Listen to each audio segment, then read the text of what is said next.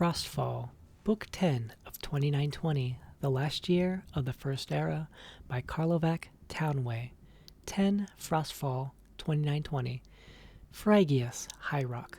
The creature before them blinked, senseless, its eyes glazed, mouth opening and closing as if relearning its function.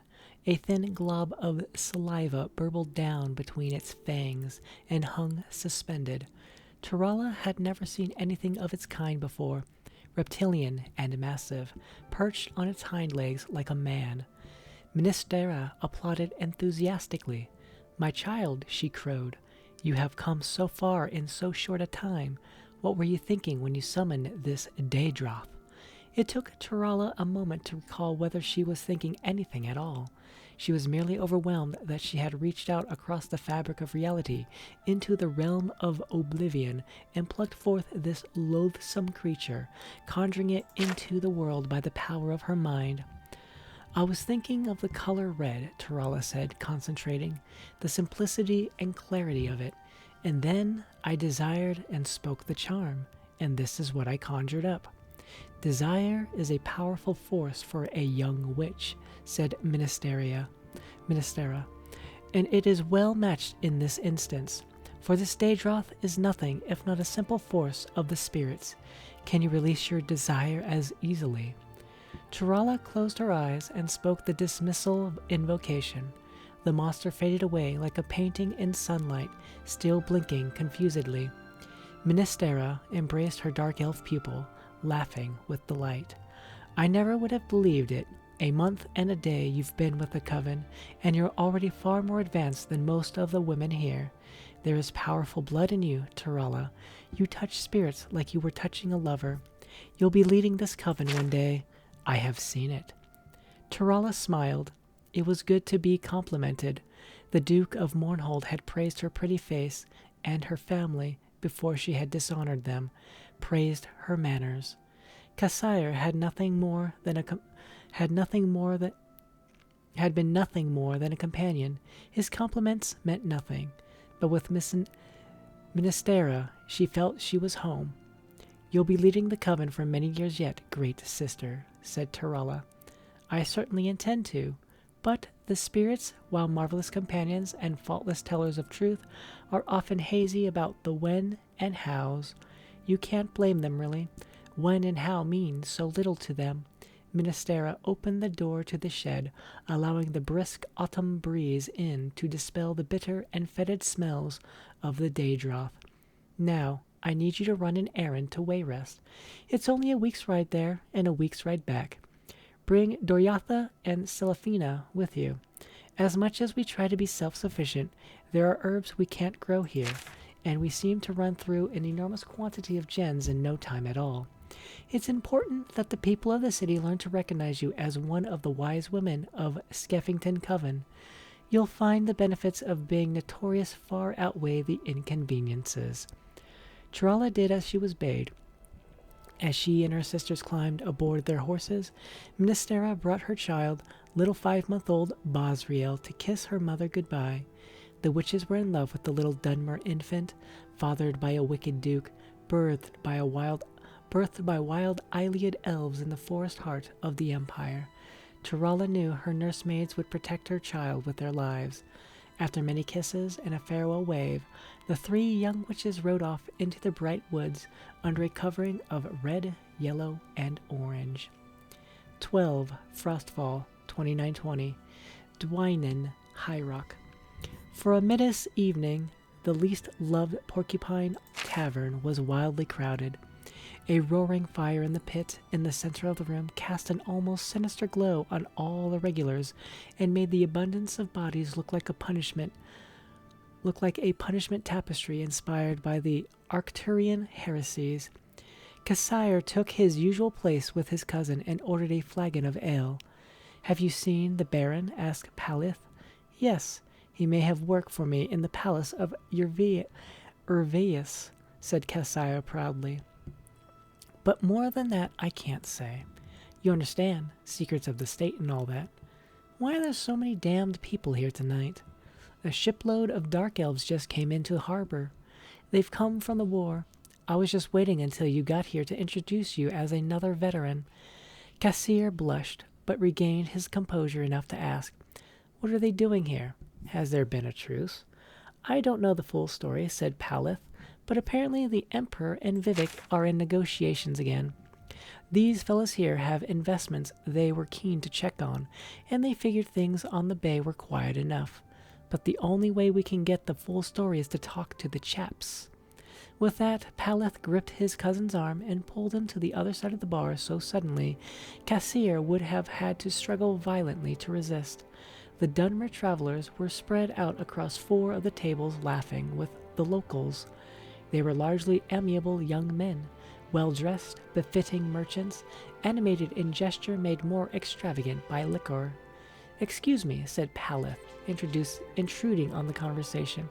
"My shy cousin Cassier was in the war as well, fighting for the living god Vivek." "The only Cassier I ever heard of," said one of the Dunmer drunkenly with a wide, friendly smile, shaking Cassier's free hand, "was a Cassier Whitley, who Vivek said was the worst spy in history. We lost Ald Maroc due to his bungling intelligence work. For your sake, friend, I hope the two of you were never confused." Cassier smiled and listened as the lout told the story of his failure with bountiful exaggerations, which caused the table to roar with laughter. Several eyes looked his way, but none of the locals sought to explain that the fool of the tale was standing at attention. The eyes that stung the most were his cousin's. The young man who had believed that he had returned to Dwynen a great hero. At some point, certainly, the Baron would hear about it, his idiocy increasing manifold with each retelling. With every fiber in his soul, Cassier cursed the living god Vivek. 29 Frostfall 2920. The Imperial City, Cyrodiil. Corda, in a robe of blinding whiteness, a uniform of the priestesses of the Hegathe Morhua Conservatorium, arrived in the city just as the first winter storm was passing. The clouds broke with sunlight, and the beauteous teenage Redguard girl appeared in the wide avenue with escort, riding toward the palace. While her sister was tall, thin, angular, and haughty, Corda was a small, round-faced lass with wide brown eyes. The locals were quick to draw comparisons. "Not a month after Lady Rija's execution," muttered a housemaid, peering out the window and winking to her neighbor.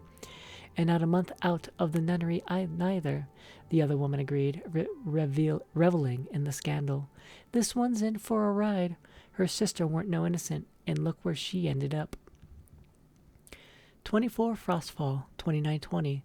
Dwynen, High Rock. Cassier stood on the harbor and watched the early sleet fall on the water. It was a pity, he thought, that he was prone to seasickness. There was nothing for him now in Tamriel to the east or to the west. Vivek's tale of his poor spycraft had spread to taverns everywhere. The Baron of Dwynen had released him from his contract. No doubt they were laughing about him in Daggerfall too, and Dawnstar, Lilmoth, Rimmon, Greenheart, probably in Akavir and Yokuda for that matter. Perhaps it would be best to drop into the waves and sink. The thought, however, did not stay long in his mind. It was not despair that haunted him, but rage, impotent fury that he could not assuage. "Excuse me, sir," said a voice behind him, making him jump. "I'm sorry to disturb you, but I was wondering whether you could recommend an inexpensive tavern for me to spend the night." It was a young man, a Nord, with a sack over his shoulder. Obviously, he had just disembarked from one of the boats. For the first time in weeks, someone was looking at Cassier as something other than a colossal famous idiot. He could not help, black as his mood was, but be friendly. "You've just arrived from Skyrim?" asked Cassier. "No, sir, that's where I'm going," said the fellow. "I'm working my way home. I've come up from Sentinel, and before that, Strass Mackay, and before that, Woodhearth in Valenwood, and before that, Artaeum in Somerset. Welleg's my name." Cassier introduced himself and shook Welleg's hand. "Did you say you came from Artaeum? Are you a Sijik?" "No, sir, not anymore," the fellow shrugged. "I was expelled." "Do you know anything about summoning Daedra?" You see, I want to cast a curse against a particularly powerful person. One might say a living god, and I haven't had any luck. The Baron won't allow me in his sight, but the Baroness has sympathy for me and allowed me the use of their summoning chambers. Cassire spat. I did all the rituals, made sacrifices, but nothing came of it. That'd be because of Sothasil, my old master, replied Wellig, with some bitterness. The Daedra princes have agreed not to be summoned by any amateurs at least until the war ends. Only the Sajik may counsel with the Daedra and a few nomadic sorcerers and witches. Witches, did you say? 29 Frostfall 2920. Phrygius High Rock. Pale sunlight flickered behind the mist, bathing the forest as Turala, Doriatha, and Seraphina drove their horses on. The ground was wet with a thin layer of frost and laden down with goods. It was a slippery way over unpaved hills. Turala tried to contain her excitement about coming back to the coven. Wayrest had been an adventure, and she adored the looks of fear and respect the city folk gave her. But for the last few days, all she could think of was returning to her sisters and her child. A bitter wind whipped her hair forward so she could see nothing but the path ahead. She did not hear the rider approach to her side until he was almost upon her. When she turned and saw Cassire, she shouted with as much surprise as pleasure at meeting an old friend. His face was pale and drawn, but she took it to be merely from travel. What brings you back to Phrygias? She smiled. Were you not treated well in Dwynwen? Well enough, said Cassire. I have need of the Skeffington coven. Ride with us, said Turala. I'll bring you to Ministera. The four continued on, and the witches regaled Cassire with the tales of Wayrest. It was evident that it was also a rare treat for Doriatha and Seraphina to leave old Barbin's farm. They had been born there as daughters and granddaughters of Skeffington witches. Ordinary High Rock city life was exotic to them as it was to Turala. Cassire said little, but smiled and nodded his head, which was encouragement enough. Thankfully, none of the stories they had heard were about his own stupidity, or at the very least, they did not tell him. Doriatha was in the midst of a tale she had heard in a tavern about a thief who had been locked overnight in a pawn shop when they crossed over a familiar hill. Suddenly, she halted in her story. The barn was supposed to be visible, but it was not. The other three followed her gaze into the fog, and a moment later, they rode as fast as they could toward what was once the site of the Skeffington coven. The fire had long since burned out. Nothing but ashes, skeletons, and broken weaponry remained. Cassire recognized at once the signs of an orc raid. The witches fell from their horses, racing through the remains, wailing. Seraphina found a tattered, bloody piece of cloth that she recognized from Ministera's cloak. She held it to her ashen face, sobbing. Turala screamed for Bosriel, but the only reply was a high, whistling wind through the ashes. Who did this? She cried, tears streaking down her face. I swear I'll conjure up the very flames of Oblivion. What have they done with my baby? I know who did it, said Cassire quietly, dropping from his horse and walking toward her. I've seen these weapons before. I fear I met the very fiends responsible in Dwynwen, but I never thought they'd find you. This is the work of assassins hired by the Duke of Mournhold. He paused. The lie came easy. Adopt and improvise. What's more, he could tell instantly that she believed it. Her resentment over the cruelty the Duke had shown her had quieted, but never disappeared.